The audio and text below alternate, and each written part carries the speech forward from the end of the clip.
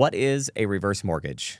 If you go upside down, does the bank come after you? Does the bank come after your kids if you pass away? Can you move if you have a reverse mortgage? There are so many questions around these types of loans that make people really afraid. And today we're going to cover all of that. So in our conversation today, I have a guest, and we go over the three basic types of reverse mortgages, when they're used, who uses them, and then we cover all of these misconceptions that people have around reverse mortgages. Stick around and make sure that you listen to the end. I learned a little bit more about how you can use them as a home equity line of credit, or like a home equity line of credit, taking money out and you're able to put it back in or pay down the reverse for optionality. And again, stick around so you catch the answers to all of these misconceptions.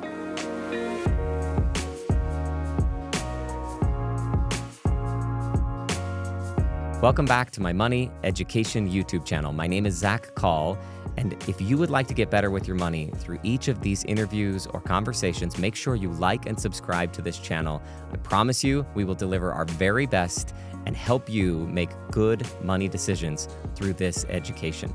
I'm excited to introduce you to our special guest today, Jeff Dalton. He's a branch manager at Security National Mortgage. This is a team of mortgage advisors. And I've known Jeff for quite a long time, and I feel like I've really gotten you completely out of your comfort zone. Here we are in the studio. Absolutely. We just talked about how you're not an actor, which is actually good because you can just be real with us, right? Right. Well, I'm excited to have you here today. We reach out to you often when we have questions, in particular questions about reverse mortgages, because our clientele oftentimes tends to be, 50 years old to 70 years old, and they're trying to think about income planning in retirement. So there are a ton of misconceptions around this. There are a ton of questions about it. And so we're going to do an interview here today and get started on it. Jeff, before we do that, anything you'd like to add or anything you want to make sure we hit? Really just making sure that people understand more that they're not this crazy, scary, evil thing. you know? So, And the reality is, I think people will find that they've changed. So some of the old ones maybe were scary and evil and crazy. So if they had that feeling that they're not wrong. No, right? Because they have been changed. modified quite a bit. Absolutely. Yeah. Okay. So for people to feel more comfortable with the changes that have been made and just, Okay, and then for folks listening, throughout this entire conversation, I think people know, but this is just for our audience, we are educational in nature. We're not saying that everybody should have a reverse mortgage. Yeah. We're trying to give people the information so that they can know what it is and how to apply it or choose not to apply it to their lives. So we'll hit that kind of the typical use cases of it. Right. Are you okay if I dive right in with questions? Let's go. Okay, Yeah. let's just do the basic definitions first. We'll go over some types, and then we'll hit misconceptions. Great. So basic definitions, what is a reverse mortgage? So quick definition of it, basically it's the opposite of a regular mortgage. And so there's no payment. So a reverse mortgage, where on a regular mortgage there's a payment, reverse mortgage, there is no payment for as long as you own the home, or which means also it could be up until you pass away. So there's no more payment. Okay. And that sounds like, and then the next question was how it differs from, because you talk about a normal mortgage, sometimes called a forward mortgage. Correct. There's reverse and forward. Yeah. I don't think people called them forward until we started seeing reverses, right? Right. Okay, so main difference is probably the payment, right? Is the difference that there isn't a payment in the reverse. Is there any other major difference that you would add to it? No, that's really the big correlation between the two. Is they call it a reverse just simply because your balance is increasing, where on a forward mortgage or a regular mortgage, sometimes we'll refer to, it's going down. Every time you make a payment, that balance is going down a little bit, depending on the type of forward mortgage. And the beauty about what we do that's a little bit different is we do both. There's a lot of places you might see on TV or whatever it is that that's all they're promoting, where we actually do more forward mortgages, but been heavily trained on reverses as well to make sure that people understand that there's an option. And we keep asking you about reverse mortgages. I feel like you do more normal forward standard mortgages, but we're like, but talk to us about those reverses because they seem to have more confusion around them. Absolutely. Which makes sense. Okay. Yeah. So who typically uses a reverse mortgage? So typically it's going to be somebody on average that's 62 or older. That's the first requirement. That's the first thing that we're looking at. So there are some specialized ones that will go down to 55, but at least 62 years or older. So just to be clear, like Yeah. 62 is a minimum, other than there are a couple special. But if we set aside the exceptions, Yes. you need to be 62 or older. Correct. Okay. Yep.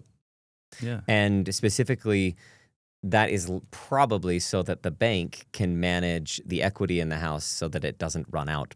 Like if you wouldn't want to do a reverse mortgage at you're 30 years old, you'd run out of money and live too long, right? Exactly. Okay. Yeah.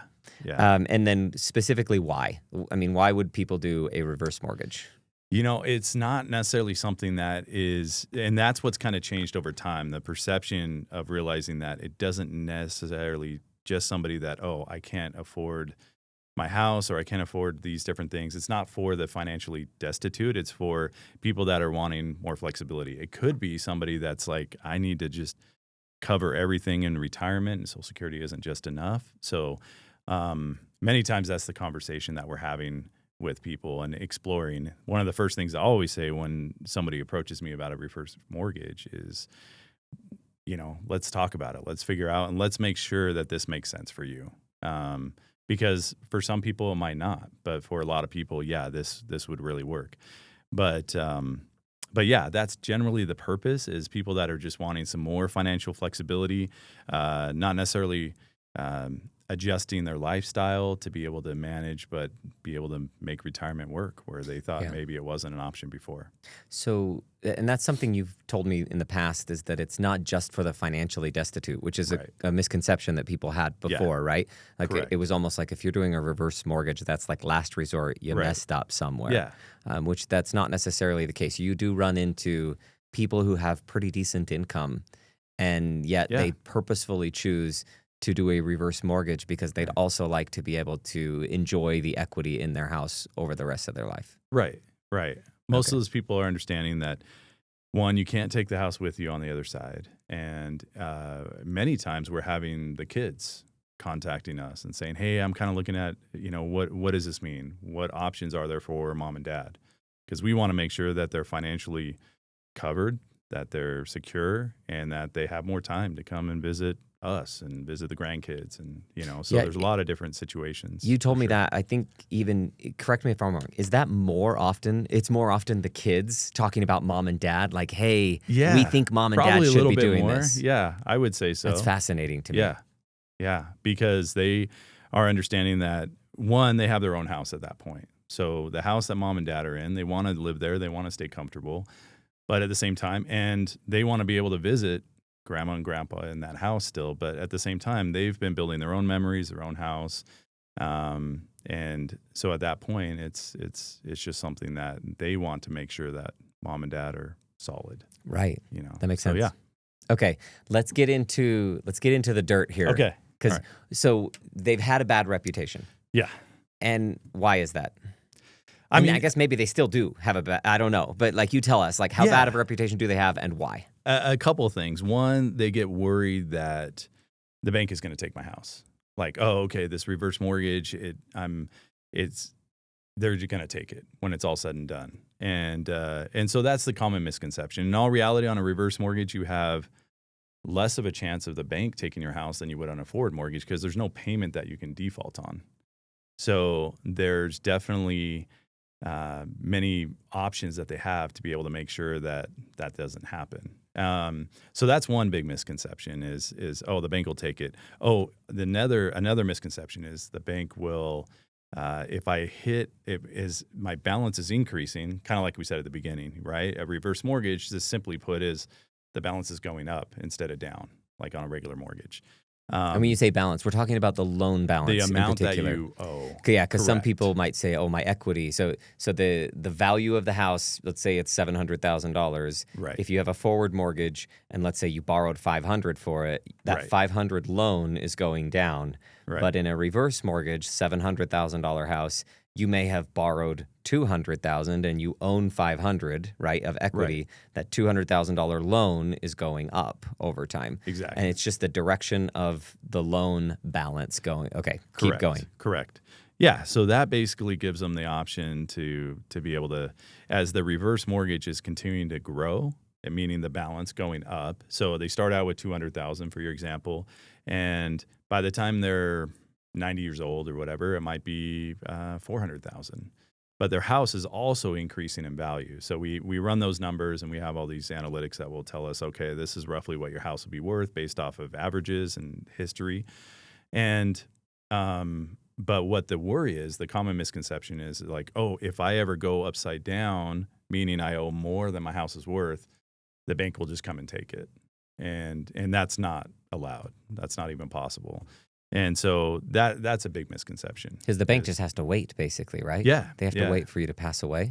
Correct. Yeah. Correct. Or sell it. Or sell it, and then you would know, have to come up with the difference if you sold it. Which we can talk to more down the road as well. But yeah. Okay. Yeah. So misconceptions are that if you got underwater, you'd be kicked out, or that the bank's coming after you. Right. And we'll talk about how the bank will come after my kids if I don't, Right. But, yeah. Okay. We'll hit some of those misconceptions, but what about like cost?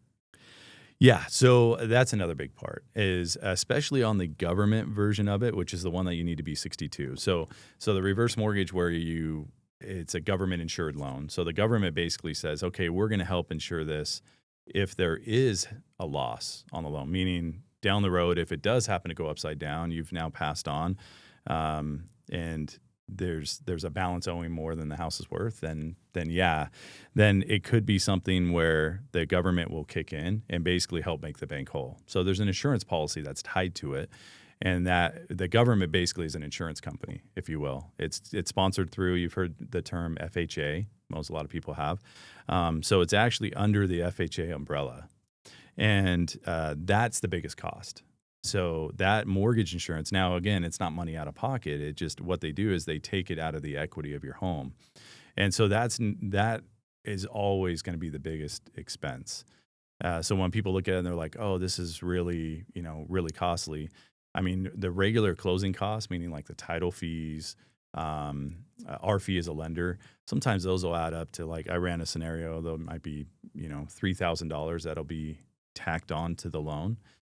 Where that government mortgage insurance will be $12,000, Got it. $10,000. It depends on the amount of the loan and the value. And obviously, there's you have PMI, or right. That would be PMI. That's on the it's similar, I assume. Correct. So on a same forward kind of mortgage, thing. if you don't put enough down, you're paying an extra insurance because they're Right. worried about getting underwater or defaulting, right? Yeah. And exactly. it sounds like almost all of reverse mortgages through the government. Is it all? Is it every government funded? There's a private version of it, which is the other kind. It's not nearly as popular because it's not as aggressive. Interest rates aren't as good and that kind of thing. But that one doesn't have that. What they've done is they've kind of tacked their risk onto the interest rate. Yeah, right? okay. So that's why it's not as popular. You can be a little younger, so it is kind of getting some steam now. But the government one is the most popular. Okay, and every single one that is, what the best words, I guess, it's not funded by the government, but it's insured by the government. Right. Every single one of these that has that government backing requires that insurance. Is that right? Correct. Okay. Yeah. So then that's one of the major cost differences between, like, if you did a conventional loan where you put 25% down and it's forward and you don't have the insurance associated with that, that's going to be one of your cheaper options on the forward side. Yep. And the reverse side, because there's that increasing debt balance, there is that insurance that's required. Correct. Okay. Yep. And otherwise, I mean, you don't have to do a reverse mortgage. You can just die with a lot of equity in your house. And so this is a trade-off that people are, and we're going to talk about that trade-off specifically. And that's a normal conversation that we have with them when we first start, is like, okay, if this is a big issue, then let's talk about the other programs. Let's talk about other things that might make sense, so that they know, like, okay, we're not just trying to sell you on one thing the or only another. Thing. Yeah. Talk about rates. So how different are the rates for forward versus reverse mortgage, or are they pretty much the same? I mean, they're going to run on a little bit different market, but the biggest thing on a reverse is there's generally a variable rate, because they don't know how long this loan's going to sit out there. A fixed rate is a possibility, but there's not as much equity that you can pull out. There's not as many options on a fixed rate on a reverse mortgage. So it's just not as, we don't see as many fixed rates, because what a lot of people are doing is they're using it to supplement, meaning investments or whatever they're doing. And so they also know that there's no payment being made. So when we run the numbers based off of the variable rate or the fixed rate, the variable rate ends up being pretty close in line to a regular forward mortgage rate. Okay. Fixed rate or variable on the forward mortgage side. So Got it. I don't, I hope Obviously that's that, not too, no, that's fine. I know it's too a little detailed, bit, but and I know it's a little bit vague. We can't give exact numbers necessarily Right. because we don't know when 'Cause they're it watching moves. this. Yeah, when they're Yeah. watching this episode. But yeah, we'll go into some examples, and it is early 2026, so we'll Yeah. go into some examples here in a second, and Right. that'll be good. okay. Okay, so basically, reverse mortgage is your debt balance is increasing. Mm-hmm. It's different from a standard mortgage, principally in that, and that there's no payment. Right. And then who typically uses it? It's people over 62 Yeah. with the goal of either reducing financial pressure, like if Mhm. someone has a mortgage and they'd like to turn it off, they could flip it to a reverse, or Correct. if they have equity in it in the house and they'd actually like to get income or get access to money, then they might do a reverse mortgage there. It's not just for the financially destitute. You've seen people with moderate lifestyles to even Yeah. high lifestyles Yeah. take advantage of these.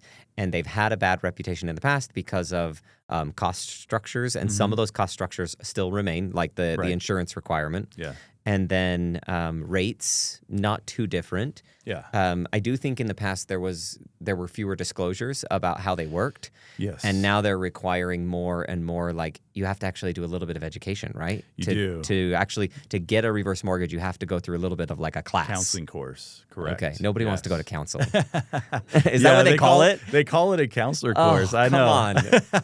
It is an education class. Okay. And the ultimate goal with it, I actually see the wisdom in it, because the last thing that we want, and I would hope anyone else, your listeners, your viewers, would be that somebody would take advantage of them. Yeah, for and sure.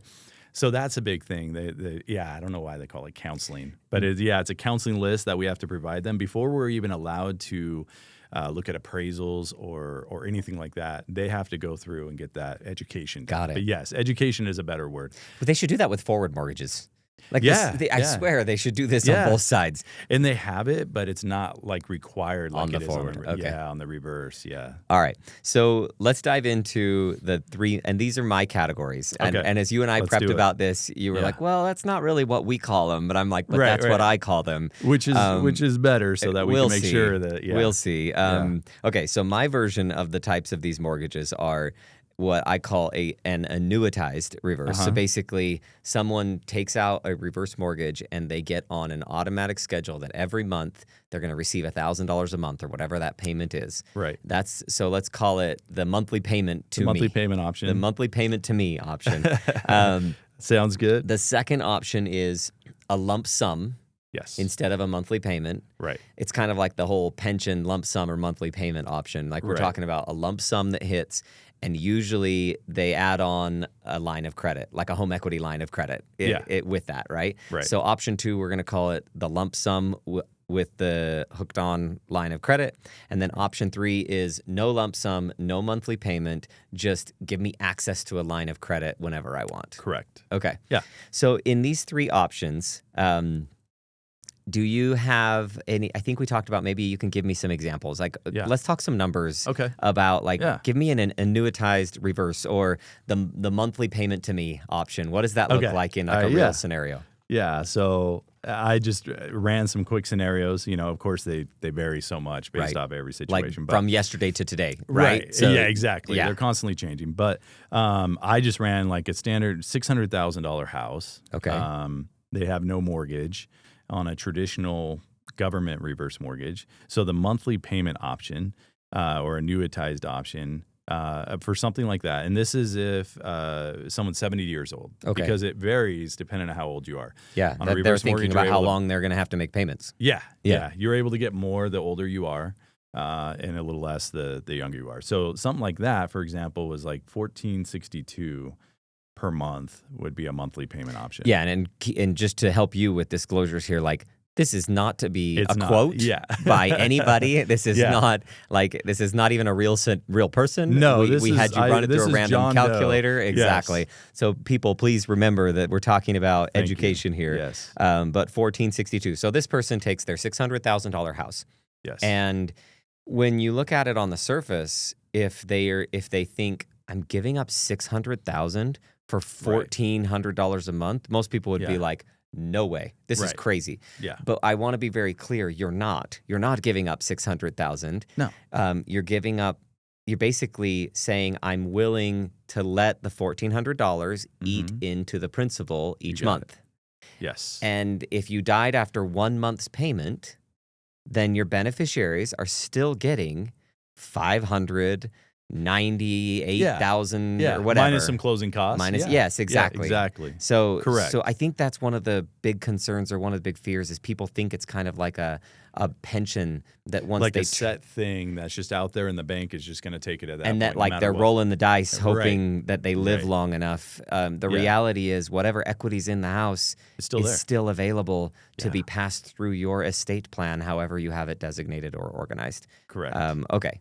That's a good way to. Yeah, exactly. That's a good way to put it. Okay, so let's talk about this lump sum plus line of credit, because this feels like, correct me if I'm wrong, but this came after the annuitized, the monthly? Like, it seems like this is a little newer, at least for what I'm hearing. I mean, it is, looking back at the history of it, it probably is a little bit newer. The line of credit portion of it is definitely newer. Okay. And one of the rationales behind that was the fact that a lot of people, so back in the day when I was first starting to do reverse mortgages, I'd been doing regular forward mortgages much longer than that before, but they the only way to pull some more money out, so you might have somebody that's like, hey, I've got more equity, my house keeps going up, and I have my reverse mortgage, I want to be able to pull some more out. The problem with that is it was quite an arduous process, and it costs more and stuff like that.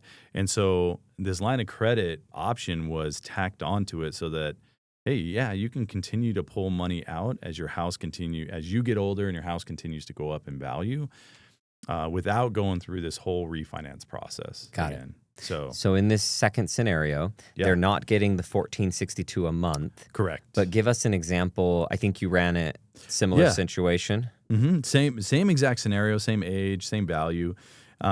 So for example, on that one, you could get a lump sum of like almost $130,000 right away. Okay. And then you have a line of credit that's available after the first year. So reverse mortgages say, okay, after the first year of you doing it, you now have a line of credit that's available and will continue to grow over time. And then that scenario is like another $96,000. Okay. We're rounding right now. Yeah. But Right. Yep. So also for the listener here, so keep in mind, you have a $600,000 house with no mortgage on it right now. Right. And the bank is saying, we're only going to let you take out $130 right now. Right. And then maybe next year, another $96. Yeah. So what they're doing here is they're saying maybe $226 of equity that you could be pulling out. Did I do that math right? So the bottom line is there's still quite a bit of equity left in the house. And they're doing that on purpose. The bank's setting these numbers on purpose so that there's lower risk of, they're thinking how old this person is. They're 70. It's unlikely, especially with the house value, most likely to go up over time. The bank's protecting themselves a bit by how much they let you take. And that's a great point, so that your listeners understand the bank does not want the house. Right. Has no interest in the house whatsoever. They're hoping you sell the house or your kids sell the house later. Exactly. And that they just get paid back whatever debt there was. Yep. Exactly. Yep. That's it. All they care about is the interest, and this is just another form for the bank to make interest.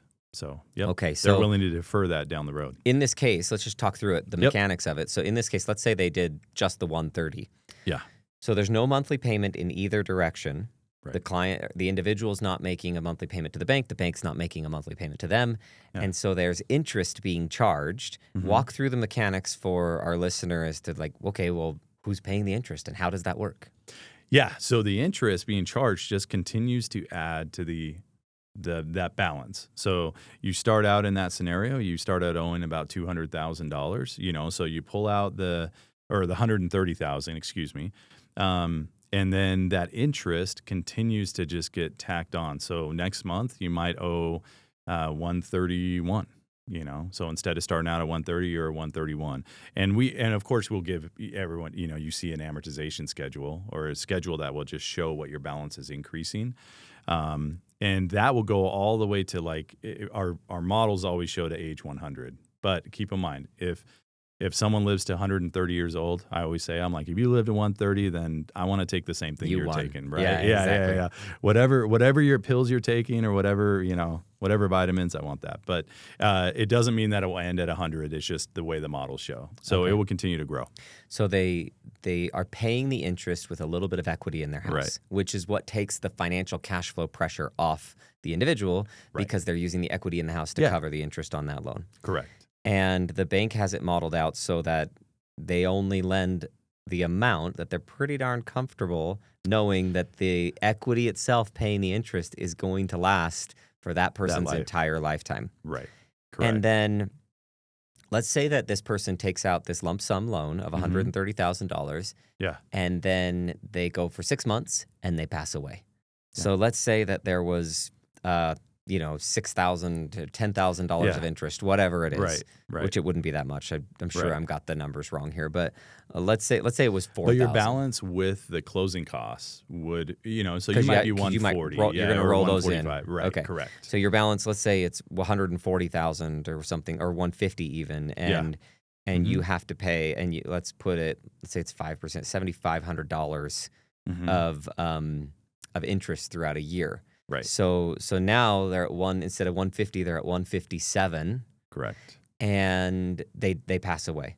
So the beneficiaries, the house is, let's say it's still worth $600,000. When they sell the $600,000 house, they pay their closing costs on realtor fees and things like that, right? Yep. So maybe they walk away with, 570 or something. Right. Who knows what it is? Right. And then they take that, and then they're going to pay off the bank, and they're going to end up with the net equity after that. Probably going to a trust if they did their estate planning the right way, and then it splits to all the kids or whoever. Yeah, it splits to whoever they have that set up on the trust. Yeah, so they might get that. Let's say it's $450,000 for easy numbers. They sell it for $600,000, $450,000. Correct. Okay. So they'd walk away with that $450,000 and. Yeah. Got it. Absolutely. So let's talk about the line of credit, because with the lump sum, you're getting an amount given to you right away. Right. And then you also have access to more in a year. The line of credit is just like that second half, right? You're just like, I don't even know if I want it. I don't know if I need it. Yep. But I just like the option. Right. So you could still have that first, and that's that last scenario around here. You could still have that first draw, and which you could still access right away. But let's say you just left the whole thing, then that basically just doing the math from the prior option, the lump sum line of credit option, after the first year, you'd have $221,000 available basically to you. So it's basically the same. This option 2 and 3 are very similar. You just didn't take the lump sum. You just didn't take the lump sum right away. Okay. Correct. So some people do this. You run into this. I don't run into this as much as you do, but you run into this where people, why do they do this? Like they didn't need it. They didn't want it right away. Why are they setting up a line of credit just in case? It just really helped them for the unknowns. It's so hard to tell. None of us have the crystal ball. We don't know what the future holds. And so for them to have that comfort, that comfort of knowing, I don't know. I don't know what the future holds, but I want to be able to plan accordingly, Got it. And so you of course we all hope for the best, but it's good to still kind of plan for the worst, plan for the unknown. So to have that line of credit available, just in the off chance some big expense happens, health expenses, whatever might come up, it's nice that you could just have that accessible right away. So and I guess they're getting the loan set up to make it easier in that moment, because otherwise they could just say like, well, they could do that when down it the comes road to that, too. I'll deal with it and I'll get. But I guess maybe, just trying to infer a little bit here. You tell me if I'm wrong. It seems like they're doing that, one, probably out of convenience, because if they're in a situation where they need the money, it's like, well, I don't want to have to deal with hard things at that time. Right. And then 2, they might feel comfortable with interest rates, but the interest rates are variable, so they probably move a little bit with markets, right? Yeah, and they're also doing it because let's say they have money invested, and they want to be able to invest when the market might be on a downturn, and they want to be able to have access to that cash. And this is where, that's why I was saying before, it's not always for the, people that just don't have enough money at all. It could be very well people that have money, but they are using this line of credit to offset that, to be able to buy on the down market, whatever it is, if they're monitoring that and watching that. And so by the time you go through the process of the reverse mortgage, it generally takes about 30, 45 days. Sorry, I think we might be talking about that a little bit that's later. great. But, That's great. by the time we do that, cost segregating or whatever they're trying to do would already be passed. Okay. So that's another avenue. Help me. Another reason. That makes sense to me. Help me with the mechanics of it. So let's say that you have either option 2 or 3. You've got this line of credit sitting out there, and you temporarily need $50,000. So you can take it from the line of credit. If it was like maybe it was an investment with a maturity of another investment, and they just didn't line up for me. Right. And the maturity Just trying to of this, bridge a gap or yes, something. and maybe it's like a month, and you get that $50,000 back. Yeah. And you're like, okay, now I don't want to have this debt. Can you drop it right back into the line of credit like a normal home equity line? Yeah. What a lot of people don't realize too, even on the lump sum one, you can pay it down if you want. Makes sense. You can make a payment against it. It's not required, but you can. Okay. So you have a lot more flexibility. People think like, oh, I'm just have this out here and I'm stuck, which you don't. Maybe a long time in the past with the reverse mortgages, but you don't now. Okay. So I'm going to talk about a specific use case, and it actually goes to the second option, the whole lump sum plus line of credit. yeah. And it seems like this is a common one, at least for the clients that we run into that are considering a reverse mortgage, where they are in their mid-60s, and they're like, I was really hoping to pay off my mortgage by now, but I couldn't, I didn't. And I still have this $3,000 a month payment, and it's driving me nuts. Yeah. And I want to get rid of it. What can I do? But I don't have the money to just drop $200,000 or $400,000 down on the loan and call it good, right? Yeah. Maybe it's all in IRAs, and they're worried about drawing that out and having it be a taxable event or something like that. So it seems like there's this lump sum option. I think sometimes people consider it more of a refinance than anything else, right? Even though technically, so they've got this, let's make the math easy. They've got a $200,000 mortgage, and they want to be done making monthly payments. So they take the forward mortgage, and then they look at a reverse mortgage, and they say, okay, I'm going to get a lump sum reverse mortgage, pull that $200 out, pay off the forward mortgage, and I basically eliminate the payment, flipped it, and eliminated the payment. Correct. And you call that a reverse purchase, or so that's when you're buying a brand new situation. Buying a brand new house. This is more like a reverse refinance. Yeah, it's basically that lump sum. Still, it's just you're automatically drawing out the $200,000. You have to. Yeah. So if you owe $200,000, so the scenarios I gave on the lump sum was if you didn't owe anything on the house, you owned it free and clear.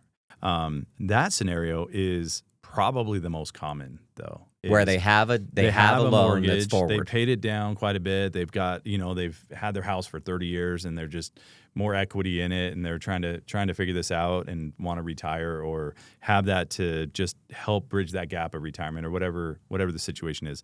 So yeah, they'll just basically, they're forced to take that lump sum, $200,000 to pay off the debt. To pay off the debt. Right. Got it. And then they could still have a line of credit afterwards, after that first year. It just might be quite a bit smaller, but it will still be available to be able to draw from in the future. They just automatically have that first draw, if you will, of $200,000 set. The first draw is just, okay, we're going to pay off your bank XYZ right away. Yeah.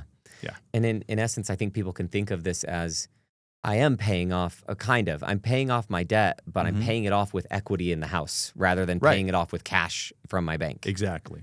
And so you're saying, like, are you okay to sacrifice the equity? Now, you're not paying off the debt because you still have a loan, but you're turning off the monthly payment. Correct. And you will experience interest, and the interest will be paid by more equity in your house. Yeah.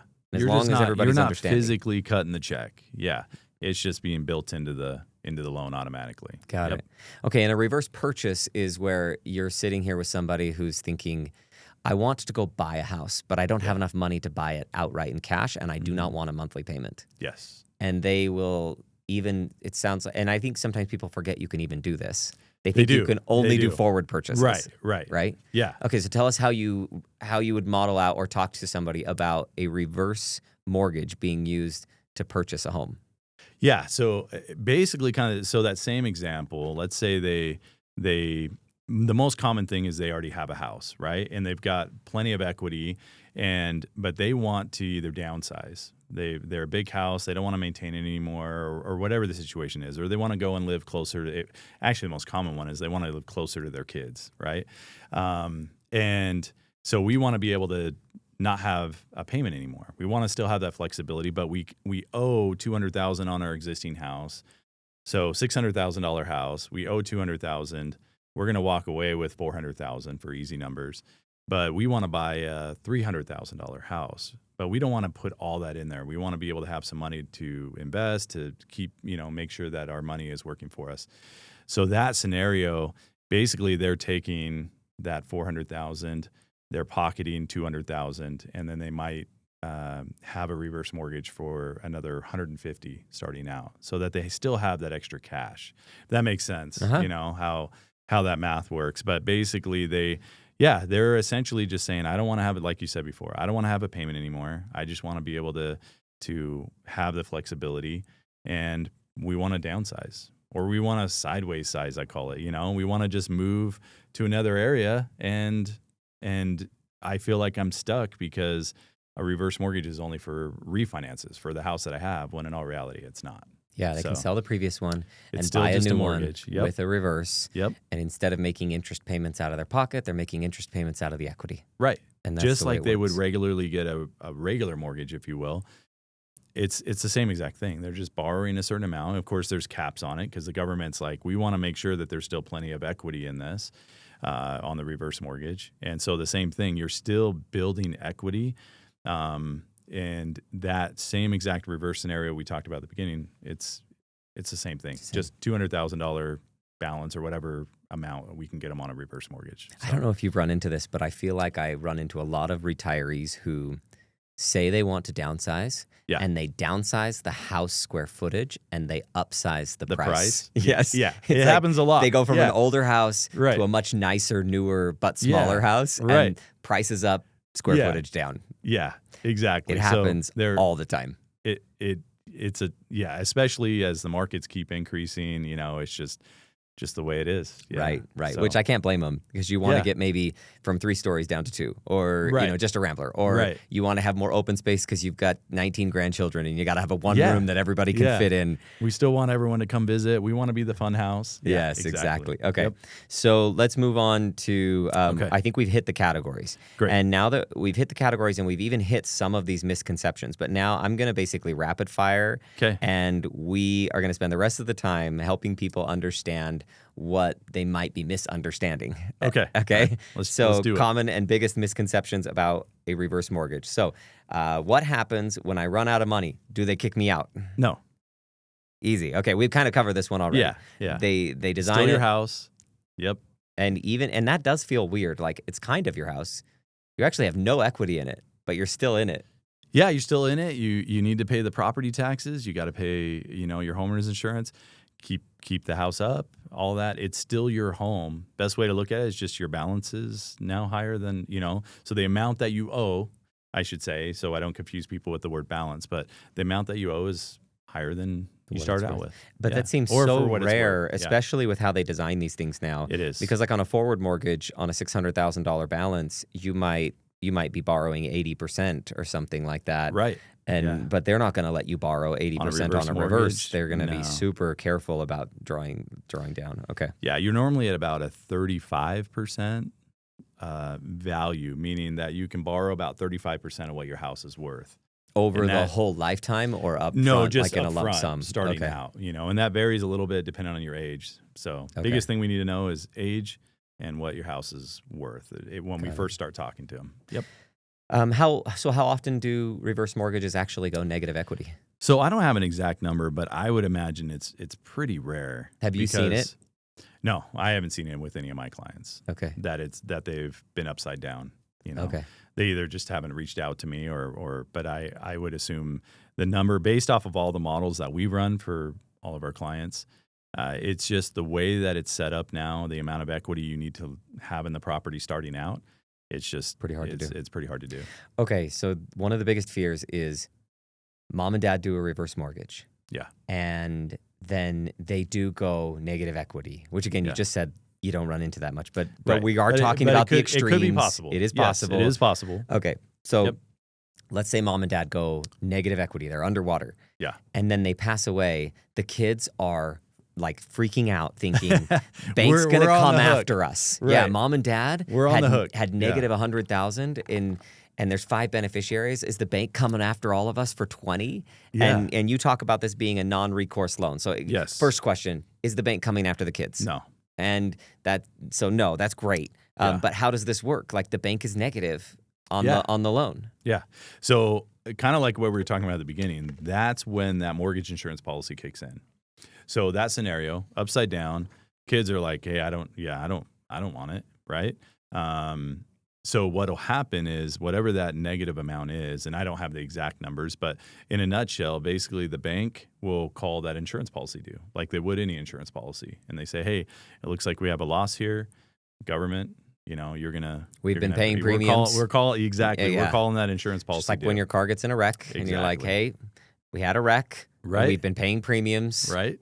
Exactly. So they'll help cover that negative depending on how the insurance policy is set up, and yeah, the kids walk away. So let's talk about the more likely scenario, though. The more likely scenario, because these are designed in a way, the bank wants there to be equity in the end, owned by the kids or owned by the beneficiaries, because absolutely. it's much They just easier. want to get their interest. They don't have to deal with the government. They don't exactly. have to. Yeah. It's not Yep. like a claim that they have to make as a No. loss. They just No. get to say, like, great, they're still, in this case, if it was $600,000 Yeah. and they lived for a really long time, let's say the home went up to $1 million over a couple decades or something, Yeah. which is reasonable over time, right? Over Right. long periods of time. Say the value went up to $1 million and the loan went from 130 up to $500,000. Yeah. So there's still $500,000 worth of equity. That's what the Right. bank wants. That's what everybody wants. Yeah. House gets sold, just like if they had, let's actually take a step back. If someone has a forward mortgage and it's $500,000 worth of a forward mortgage and there's $1 million value, same exact process. Same scenario. So I think sometimes people get confused, like, wait a second, how do we sell it? How does it work? With a reverse mortgage. It's like it's the same as a Right. forward. How do you sell a house that has a forward Yeah. mortgage? You go and you say buyer's going to pay for it, buyer pays, and during closing, any liens or debt on the property Yeah. get paid off. Right. And whether it's a reverse or a forward, I don't think the title company's even going to care or no. They just know that there's a certain dollar amount that needs to get paid off. There's a loan, there's a lien, and yeah, we got This to is what pay it it is. off. Right. Okay. So, Jeff, how hard is it to get a reverse mortgage? Hard to qualify? Easy? Obviously, we talked about the counseling program they have to go through. But beyond Right? that, You talk gotta to me about your how counselor. hard. I mean, it's not. It's actually a lot easier than a regular mortgage, a forward mortgage, because we're not trying to qualify you on a payment. So on a regular mortgage, we're looking at the payment, we're looking at everything else, and we're like, okay, can you afford it? Can you cover this payment with your income and that kind of thing? And a lot of times when people are getting close to retiring, their income is different at that point, right? So it might be in a lot of different investments, they've done well, but what they can actually document in monthly income is different than when they were working. And so on a reverse mortgage, we're able to use assets to show that, okay, they've got the ability to be able to make their tax payment, their HOA payment, and their current mortgage, if they have one, an insurance payment. So the main thing is they got to stay current, and they have had to stay current on property taxes, mortgage if they have one, and HOA fees and homeowners insurance. That's the biggest thing. They don't need a credit score.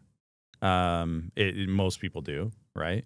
But to have like a minimum credit score, that's not necessarily required because, again, we're not qualifying you on a payment. We're eliminating a payment. You're right? basically saying, how much life do you have left? That's right, it. right. Like, how much the biggest life thing do you is, have left? Yeah. And are you alive? Do you have, how old are you? And are you going to pay the property taxes and the HOA Exactly. and then keep it Right. from falling down in the process, right? Right. Okay, that And makes that's sense. part of what the education course is to make sure that they're mindful, that they still have their wits about them to be able to understand what they're doing and what they're signing and all that kind of stuff. So, and then equity in the home. Okay.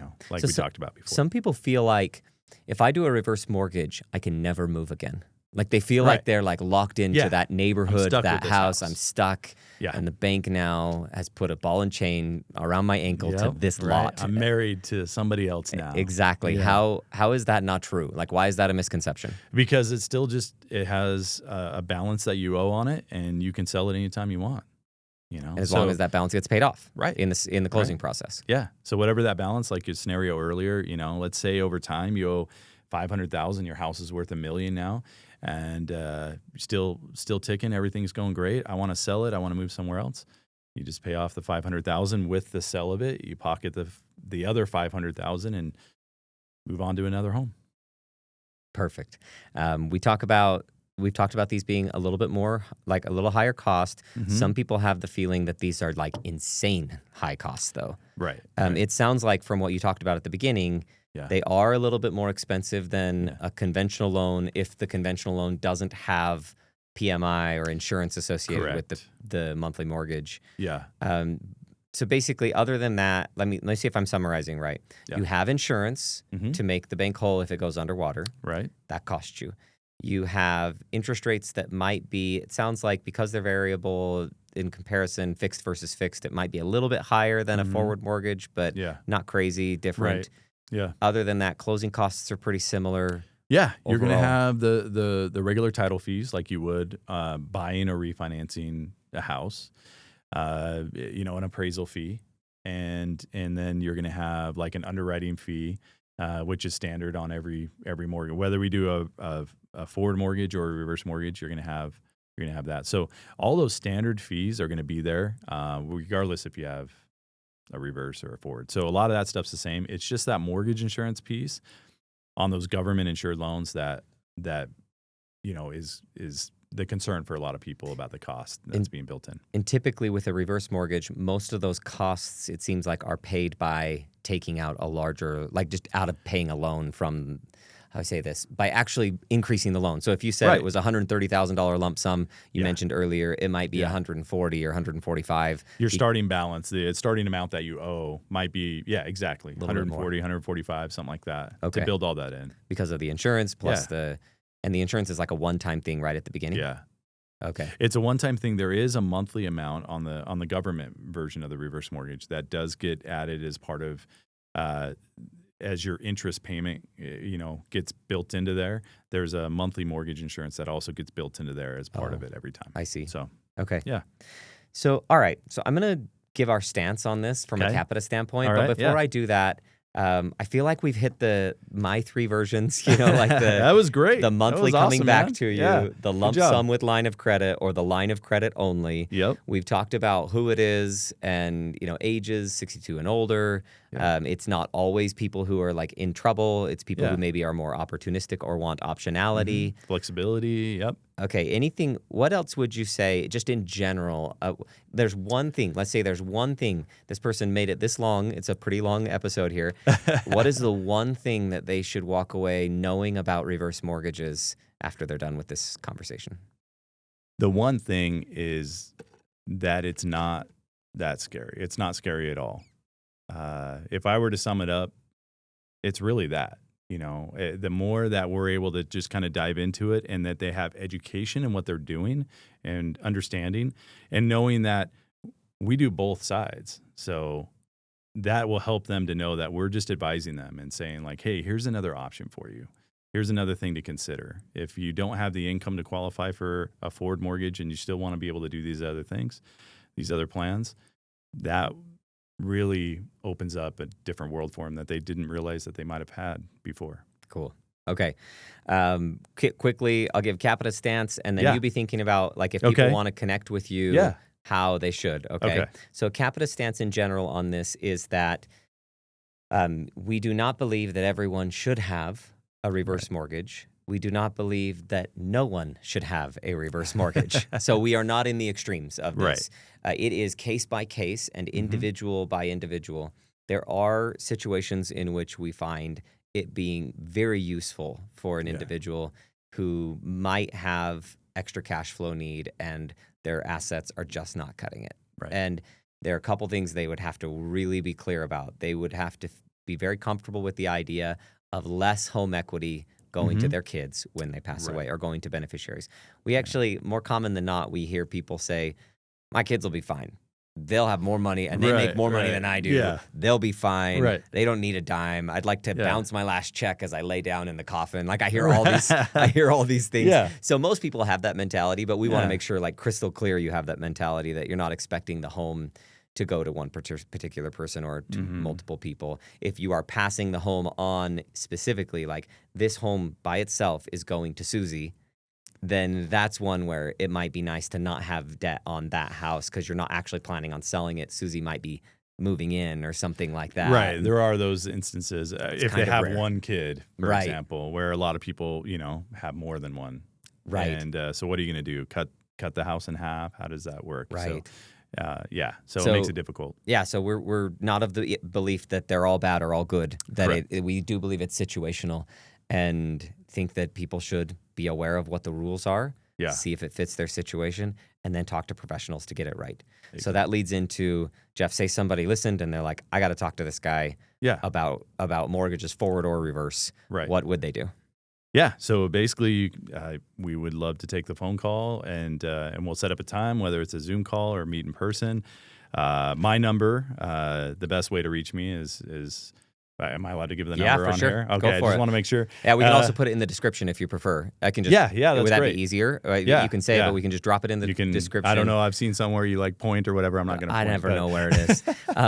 What about you want like a website in there as well? Yeah. So really my email. Okay. So you can put my email, jdalton@snmc.com, which stands for Security National Mortgage. And and then my phone number we can put on there too. Is there state-specific concerns? Like if somebody's in any state in the U.S., do they need to find someone specifically in that state? Or how does that work? Our company is set up all over the nation. I believe we're set up in all 50 states. Don't quote me for sure, but pretty close to that. So me personally, I'm licensed in California, Nevada, Utah. But we have options.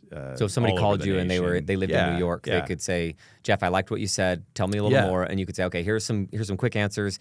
And then this is the person in New York to talk to. Yes, exactly. We can still get them over there. But Right. yeah. So that's the contact info, which we would love to just explore those options and see what makes sense. Kind of like Capita's concern or Capita's stance is the same. We want to just make sure that we've really dove into it and figured out what's the best plan of attack, whether it's a forward mortgage, no mortgage, or possibly reverse. So we don't really have a stance either way. People just need to understand it.